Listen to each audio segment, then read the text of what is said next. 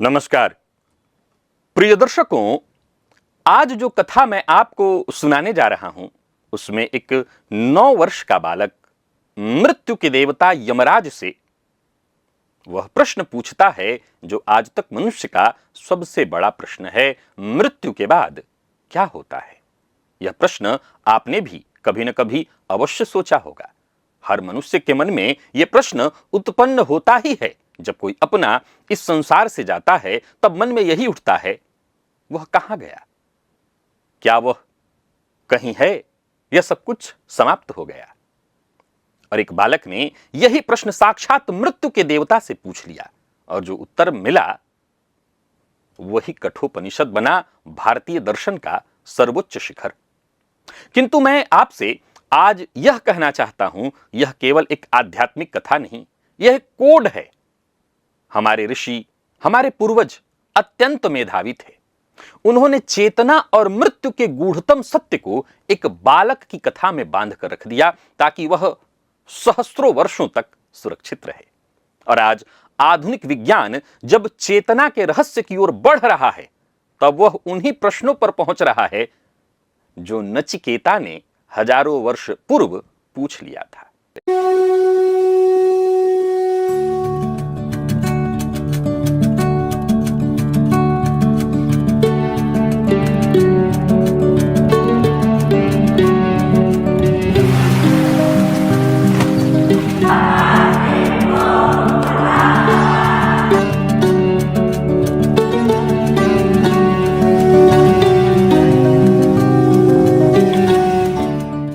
ऋषि वाजस्रवस एक यज्ञ कर रहे थे। यह विश्वजित यज्ञ जिसमें यजमान को अपना समस्त धन दान कर देना होता है। ऋषि दान दे रहे थे किंतु एक चतुराई के साथ वो दान में वो गायें दान कर रहे थे जो वृद्ध हो चुकी थीं, जो न दूध देती थीं, न बछड़े जन सकती थीं, जर्जर निर्बल गायें। उनका बालक पुत्र नचिकेता यह सब देख रहा था। प्रिय दर्शकों, मैं जानता हूं ये सारी कहानी आपने सुनी है, कई बार सुनी है, बार बार सुनी है। बालक का हृदय व्यथित हुआ। उसने सोचा यह कैसा दान है? दान तो वह होता है जिसमें मनुष्य अपनी प्रिय वस्तु दान देता है। ये निर्जीव सी गायें देकर पिता पुण्य नहीं पाप कमा रहे हैं। बालक के मन में श्रद्धा जगी, पिता को सही मार्ग पर ले जाने की श्रद्धा। पिता के पास गया और पूछा, पिताजी आप अपना सब कुछ दान कर रहे हैं तो मैं भी तो आपकी संपत्ति हूं, मुझे किसको दान करेंगे? कस्मई मां दास्यसी, पिता ने अनसुना कर दिया। नचिकेता ने फिर पूछा, बार बार पूछा। तीसरी बार पिता को क्रोध आया और क्रोध में कह दिया, मृत्यवे त्वाम ददामी, मैं तुझे मृत्यु को देता हूं, जाओ यमराज के पास जाओ। एक पिता का क्रोध और उस क्रोध में कहा वचन। नचिकेता ने इसे आदेश माना और सचमुच यमलोक की ओर चल पड़ा। नचिकेता यमलोक पहुंचा किंतु यमराज वहां नहीं थे, कहीं बाहर गए हुए थे। नचिकेता उनके द्वार पर बैठ गया। एक दिन बीता, दूसरा दिन, तीसरा दिन, 3 दिन तक वह बालक भूखा प्यासा बैठा रहा। यमराज के द्वार पर यमराज की प्रतीक्षा करता रहा। यमराज लौटे। ज्ञात हुआ कि एक ब्राह्मण बालक 3 दिन से उनके द्वार पर भूखा प्यासा बैठा हुआ है। यह अतिथि का घोर अपमान था। यमराज ने क्षमा मांगी, कहा, हे बालक, तुम 3 दिन से मेरे द्वार पर बैठे हो बिना भोजन के रहे, इसके प्रायश्चित मैं तुम्हें 3 वर देता हूं, मांगो, जो चाहो मांग लो। और यहीं से वह संवाद आरंभ होता है जो समस्त मानव इतिहास का सबसे गहन संवाद है। नचिकेता ने पहला वर मांगा, जब मैं पृथ्वी पर लौटूं तो मेरे पिता का क्रोध शांत हो जाए, वो मुझे प्रेम से स्वीकार करें, उनकी चिंता मिट जाए। प्रिय दर्शकों, हमने इस कहानी में एक आज्ञाकारी पुत्र का सहज वर इसको मान लिया, किंतु ऋषियों ने इस पहले वर में जो कोड छुपाया था वह यह है कि आध्यात्मिक यात्रा का पहला चरण सदा सांसारिक संबंधों की शांति है। जब तक मनुष्य के मन में अपने निकट संबंधों को लेकर क्लेश, अपराध बोध होगा, वो तब तक उच्चतर सत्य की ओर कभी बढ़ ही नहीं सकता। धर्म सम्राट स्वामी करपात्री जी महाराज जब संन्यास आश्रम की ओर जाना चाहते थे, माता पिता ने रोक दिया उनको। मैं उस कहानी को यहां नहीं लाता, लेकिन उन्होंने पूर्णता के लिए यही किया। उनकी शादी हो चुकी थी, एक बच्ची को जन्म दिलवाया। और मैं बता दूं कि जब वो इस आश्रम में आए, उनको तमाम तरह के मठ दिए गए कि इस मठ के मठाधीश शंकराचार्य बन जाइए। उन्होंने कहा सब छोड़ दिया हूं, अब ये सब नहीं चाहिए। मानव मन यहीं पर भटक जाता है। अगर हम सोचते हैं कि हम सब छोड़कर उस परम पिता को पालें, संभव नहीं है। पहले उन रिश्तों को जो हमसे जुड़े हुए हैं उन्हें शांत करना होगा, ये दायित्व है। मन शांत होगा तब हम शांत मन से वो सब हासिल कर सकते हैं जो हमें पाना है। नचिकेता ने सबसे पहले पिता से संबंध सुधारने का वर मांगा, क्योंकि जब तक यह गांठ न खुले आत्मज्ञान की यात्रा संभव ही नहीं। पहले संसार से शांति, फिर परमार्थ की खोज। ज्योतिषीय दृष्टिकोण से देखिए, आपकी कुंडली का चतुर्थ भाव, माता का भाव, 10वां भाव, 9वां भाव पिता से संबंधित है। ये शास्त्र कहता है जब तक आप अपनी कुंडली के चौथे भाव को पीड़ित करते रहिए, 10वें भाव को पीड़ित करते रहिए, इनका सम्मान मत करिए, अपने सूर्य अपने चंद्रमा को खराब करके रखिए। आपकी कुंडली में अगर दोष ऐसा बना हुआ है, चंद्रमा पीड़ित है, सूर्य पीड़ित है, इसे ज्योतिष शास्त्र में पितृदोष से इसको जोड़ करके देखा गया है। जब तक आप इसकी शांति नहीं कर लेते, तब तक आध्यात्मिक उन्नति बार बार आपकी बाधित होती रहती है। इसीलिए हमारी परंपरा में किसी भी साधना से पूर्व पितरों की शांति का विधान है। पितृतर्पण, पितृपक्ष का ये श्राद्ध, ये सब इसी कोड का व्यवहारिक रूप है। नचिकेता ने पहला वर मांग कर यही सिखाया, पहले मूल को शांत करो, फिर शिखर की ओर आगे बढ़ो। नचिकेता ने दूसरा वर मांगा, मुझे वह अग्नि विद्या बताइए जो स्वर्ग तक पहुंचाती है, वह यज्ञ विधि जो मनुष्य को देवलोक की प्राप्ति कराती है। हमने इसे एक धार्मिक अनुष्ठान की जिज्ञासा समझा, किंतु ऋषियों ने इस दूसरे वर में जो कोड छुपाया था वह यह है। यमराज ने उत्तर में जो अग्नि विद्या बताई, उसका वर्णन कठोपनिषद में अत्यंत सूक्ष्म है। यह केवल बाह्य यज्ञ नहीं था, यह उस आंतरिक अग्नि की विद्या थी जो मनुष्य के भीतर जलती है। मनुष्य के शरीर में एक जठराग्नि है, ये तो सब आप लोग जानते हैं, जो भोजन को पचाती है। एक तेजस है जो विचार को प्रदीप्त करती है, और एक सूक्ष्म ऊर्जा जो चेतना को ऊर्ध्व की ओर ले जाती है। यही आंतरिक अग्नि, जिसे योग की भाषा में कुंडलिनी कहा गया है। यमराज ने इस यज्ञ विद्या को नचिकेता के नाम पर ही नचिकेताग्नि कहा, अर्थात वह विद्या जो साधक के भीतर अग्नि को जलाकर उसे उच्चतर लोकों तक पहुंचाती है। ज्योतिषीय दृष्टिकोण से देखना जरूरी है। आपकी कुंडली में मंगल अग्नि तत्व का कारक है, सूर्य तेजस, किंतु इससे भी गहरा संबंध कहते हैं कुजवत केतु से है। केतु वह सूक्ष्म अग्नि है जो भौतिक शरीर से ऊपर उठाती है, जो वैराग्य और मोक्ष की ओर ले जाती है। जिन जातकों की कुंडली में केतु का संबंध कुंडली के पंचम, नवम या द्वादश भाव से होता है, उनमें यह आंतरिक अग्नि स्वाभाविक रूप से प्रबल होती है, वो साधना की ओर खींचते हैं। नचिकेता की जो ये अग्नि है वो उनके भीतर सहज जलती रहती है। प्रिय दर्शकों, ये तो 2 वर थे, अब आता है वो तीसरा वर, वह वर जिसके लिए संपूर्ण कथा रची गई। नचिकेता ने कहा, मनुष्य की मृत्यु होती है। कुछ लोग कहते हैं कि मृत्यु के बाद आत्मा रहती है, कुछ कहते हैं कुछ नहीं रहता, सब कुछ समाप्त हो जाता है। यह आज भी प्रश्न चलता रहता है। मुझे इसका सत्य बताइए, मृत्यु के पार क्या है, आत्मा रहती है या नहीं? और फिर यहीं पर वो अद्भुत घटित होता है जिसे बाद में श्री कृष्ण ने अर्जुन को बताया। यमराज जो स्वयं मृत्यु के देवता हैं, इस प्रश्न को टालने लगते हैं। वो कहते हैं, बालक यह प्रश्न मत पूछो, यह अत्यंत सूक्ष्म है। इस विषय में तो देवता भी संशय में रहते हैं।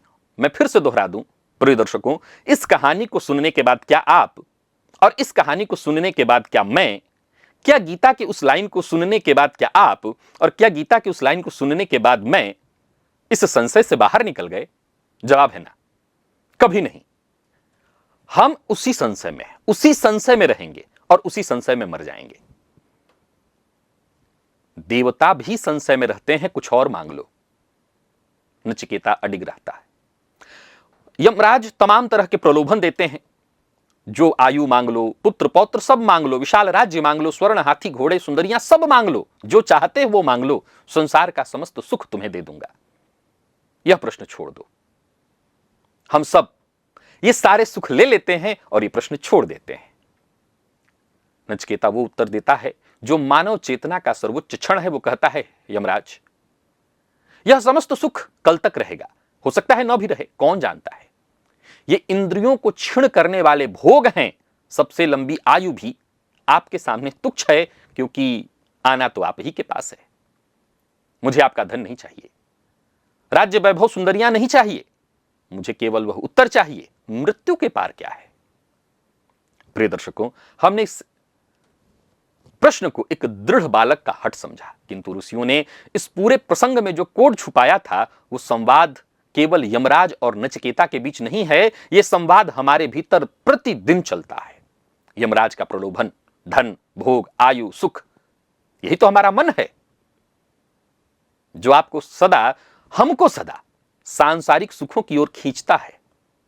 नचिकेता की जो दृढ़ता, वह आपकी आत्मा है। आप जानते हैं इन सुखों के पार कुछ और भी है, पर हम मानते कभी नहीं है और न मानेंगे।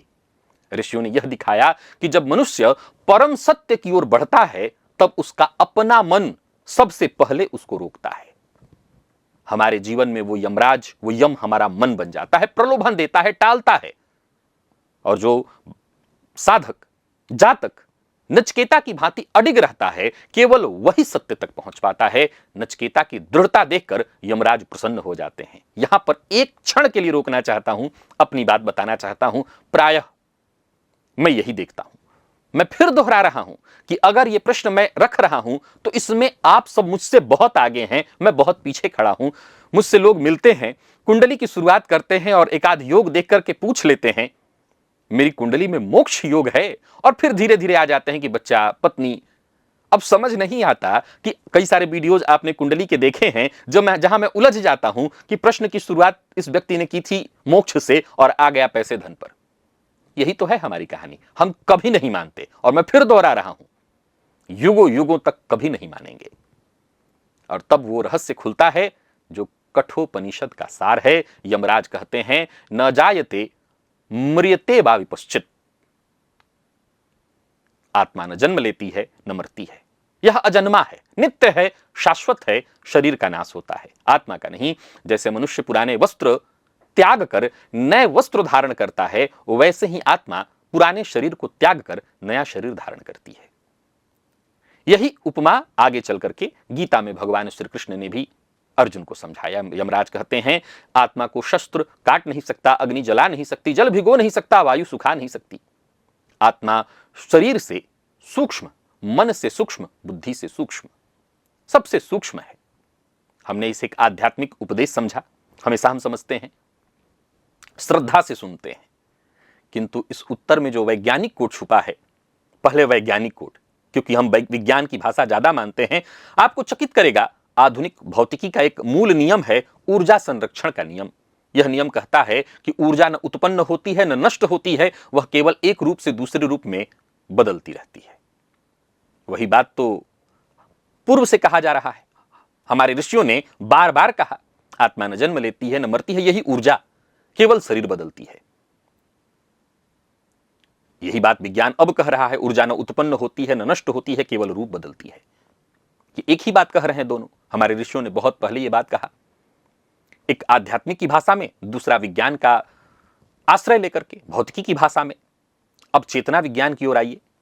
आधुनिक विज्ञान का सबसे बड़ा अनुत्तरित प्रश्न आज भी यही है, चेतना क्या है, कहां से आती है? क्योंकि मस्तिष्क की जो कोशिकाएं हैं वो तो केवल एक रासायनिक पदार्थ है, वो इसको ऐसा मानते हैं। फिर उसमें जो अनुभव है, अनुभव करने वाला तत्व है, वो कहां से आता है? विज्ञान यहां मौन है, उसके पास इसका जवाब नहीं है। नचिकेता ने यही प्रश्न हजारों वर्ष पूछा था, पूर्व पूछा था, और यमराज का उत्तर था, चेतना मस्तिष्क से उत्पन्न नहीं होती। चेतना मूल तत्व है जो शरीर से स्वतंत्र है। शरीर तो केवल उसका वाहन है।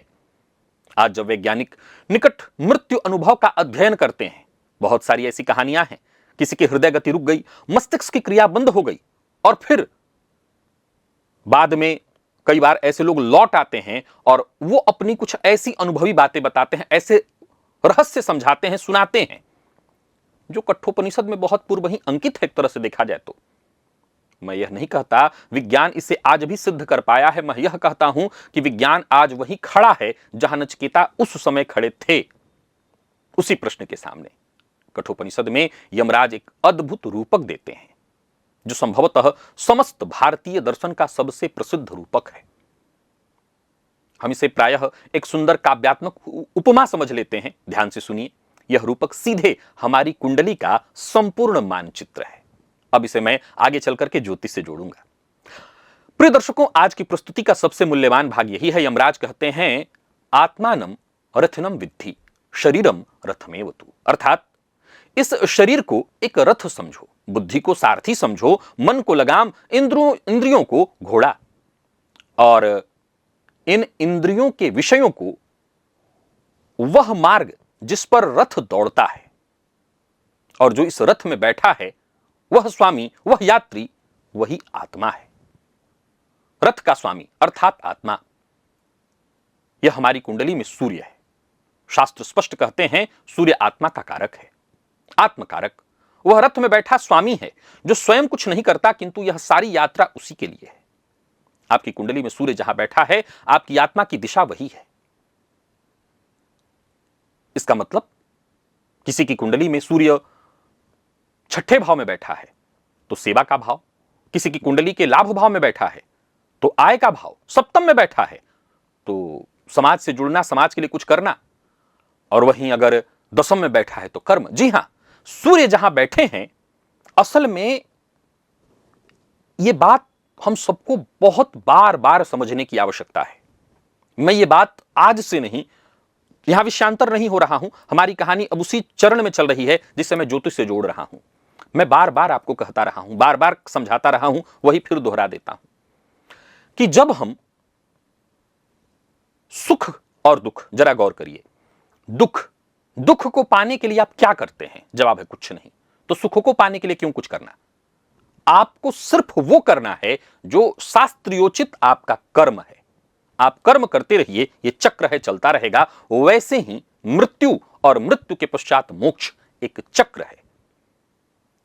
प्रिय दर्शकों, सारथी अर्थात बुद्धि, यह आपकी कुंडली में बुध है। बुध बुद्धि का कारक, और सारथी का काम क्या है? रथ की दिशा तय करना, निर्णय लेना कि कहां जाना है, कहां नहीं। यदि आपका बुध बलवान है तो आपका सारथी कुशल है और जीवन रथ सही दिशा में चलता है। यदि बुध पीड़ित है तो सारथी अकुशल है और रथ भटकेगा ही भटकेगा। लगाम अर्थात मन, यह आपकी कुंडली में चंद्रमा है। चंद्रमा मन का कारक और लगाम जिसके हाथ में है, घोड़ों को जो नियंत्रित करता है। यदि आपका चंद्रमा दृढ़ बलवान तो लगाम मजबूत है, इंद्रियां वश में रहती हैं। चंद्रमा निर्बल पीड़ित, लगाम ढीली है, इंद्रियां बेकाबू होकर रथ को गिरा देती हैं। घोड़े अर्थात इंद्रियां, ये आपकी कुंडली में शुक्र और मंगल हैं। इसलिए शुक्र मंगल की युति को आप बार बार सुनते हैं। ये दोनों घोड़े हैं। शुक्र भोग की इच्छा का कारक, मंगल आवेग और क्रिया का। ये घोड़े सदा बाहर की ओर भागना चाहते हैं, विषयों की ओर। इन्हें लगाम लगाने वाला मन और सारथी के बिना अगर इन्हें छोड़ दिया जाए, सही दिशा देना ने बुध, तो ये विनाश की ओर ले जाएंगे। विनाश निश्चित है। और जो मार्ग जिस पर रथ दौड़ता है वो इंद्रियों का विषय है। संपूर्ण संसार जिसमें आपका जीवन रथ चला रहा है। अब इस पूरे चित्र को एक साथ जरा रख करके देख लीजिए, आपको साक्षात आपको अपनी कुंडली समझ में आ जाएगी। प्रिय दर्शकों, सूर्य आपकी आत्मा, बुध आपकी बुद्धि, सारथी आपका चंद्रमा, बुध बुद्धि सारथी, चंद्रमा आपका मन यानी लगाम, और शुक्र मंगल इंद्रिया अर्थात घोड़े। यमराज ने इस एक रूपक में संपूर्ण ज्योतिष का सार रख दिया, और इससे जो व्यवहारिक सूत्र निकलता है वो आपके अत्यंत काम का है।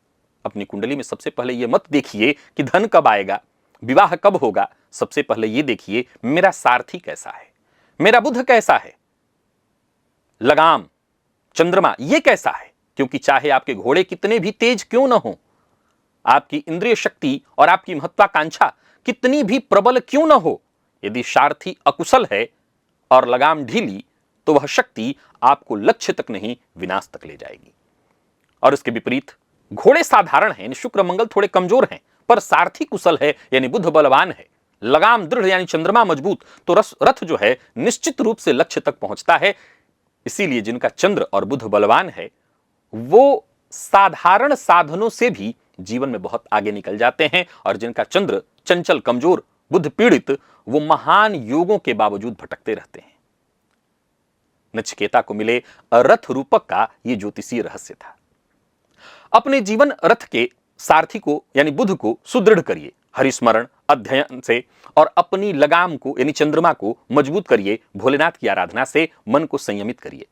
फिर आपका रथ किसी भी मार्ग पर हो, लक्ष्य तक अवश्य पहुंचेगा। और कथा के अंत में नचिकेता ने यमराज से वह परम विद्या प्राप्त की, वह ज्ञान जिससे जन्म मृत्यु का भय सदा के लिए मिट जाता है। प्रिय दर्शकों, पृथ्वी पर नचिकेता लौटे, मृत्यु के द्वार से लौटने वाला वह बालक जो अब अमरत्व का रहस्य जान गया था। किंतु ध्यान दीजिए, नचिकेता शरीर से अमर नहीं हुआ, वह भी एक दिन इस संसार से गए। उनका अमरत्व क्या था? उनका अमरत्व यह ज्ञान था, मैं शरीर नहीं हूं, मैं वह चेतना हूं जो शरीर से परे है। जिस क्षण मनुष्य यह जान लेता है, उसी क्षण मृत्यु का भय समाप्त हो जाता है। यही वास्तविक अमरत्व है। याद रखिएगा, इस लाइन को कभी मत भूलिएगा। मरकर मोक्ष कभी नहीं मिलता। मोक्ष की प्राप्ति सदैव जीवित रहते प्राप्त हो सकती है। मृत्यु का अभाव नहीं, अपितु मृत्यु के भय का अभाव ही मोक्ष है। मृत्यु तो आनी ही है, मृत्यु के भय का अभाव ही मोक्ष है, दूसरा कोई मोक्ष है ही नहीं। यह कोड ऋषियों ने हमारे लिए छोड़ा। उन्होंने यह नहीं कहा कि तुम कभी नहीं मरोगे, उन्होंने यह कहा तुम जान लो तुम्हारे भीतर जो है वो कभी नहीं मरता। कृष्ण ने इसे बहुत जोर देकर के बाद में कहा, बार बार समझाया, शायद अर्जुन समझ गए,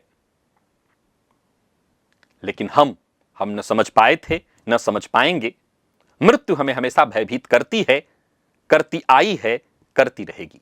मृत्यु का भय हमारे मन से कभी नहीं जाएगा, और जिस दिन मृत्यु का भय चला जाए, आपको फिर किसी ज्योतिषी से पूछने की आवश्यकता नहीं है मेरी कुंडली में मोक्ष का योग है या नहीं है। याद रखिए, मृत्यु को जान लेना जीवित रहते हुए ही मोक्ष है। इजाजत दीजिए, किसी एक और कथा के साथ आने वाले दिनों में पुनः आपसे मुलाकात करूंगा। तब तक के लिए नमस्कार।